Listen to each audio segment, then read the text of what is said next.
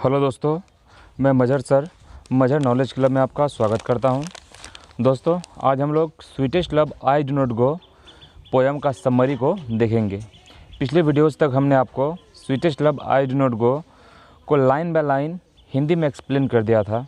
अगर आपने वो वीडियो नहीं देखा है तो डिस्क्रिप्शन बॉक्स में मैं उस वीडियो का लिंक दे दूँगा, आप वहाँ से जा कर के वो वीडियो आराम से देख सकते हैं।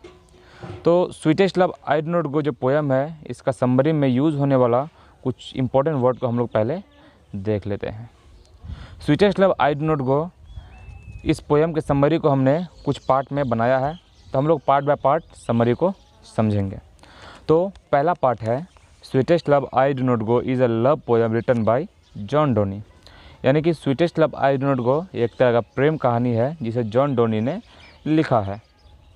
He is considered a metaphysical poet, उन्हें मेटाफिजिकल पोएट माना जाता है। मेटाफिजिकल पोएट यानी कि वैसा कवि जो अपनी कविता में सिर्फ प्रेम कहानी या सुंदरता वगैरह की बातें करे। इन दिस पोएम, इस कविता में he has shown the moment when he departing from his beloved anymore.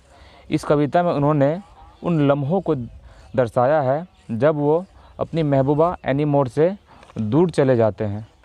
दूसरा पार्ट का पहला लाइन है, in this poem the poet wants to go on a journey away from his beloved. यानी कि इस कविता में जो पोएट है वो अपनी महबूबा से दूर एक सफ़र पर जाना चाहते हैं। And says her beloved not to be worry, और अपनी महबूबा से कहते हैं कि तुम चिंता मत करो, मैं जल्दी वापस आ जाऊंगा। ही वुड रिटर्न सून, वो जल्दी वापस आ जाएगा। For assuring his beloved, he compares himself to the sun.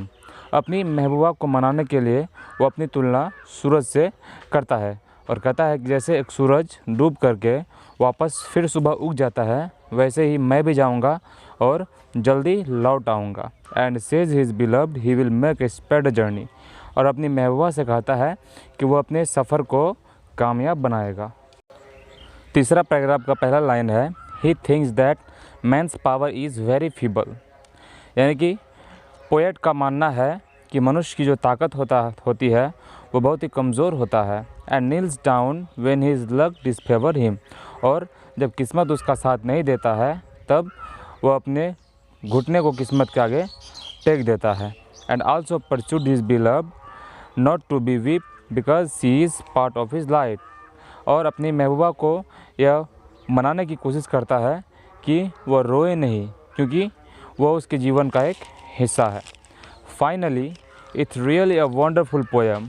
अंत में हम लोग कह सकते हैं कि सचमुच यह एक काबिल तारीफ़ कविता है, जिसमें he was beautifully express the situation, जिसमें उन्होंने बहुत ही बेहतरीन अंदाज में उस सिचुएशन को दर्शाया है, उन लम्हों को दर्शाया है।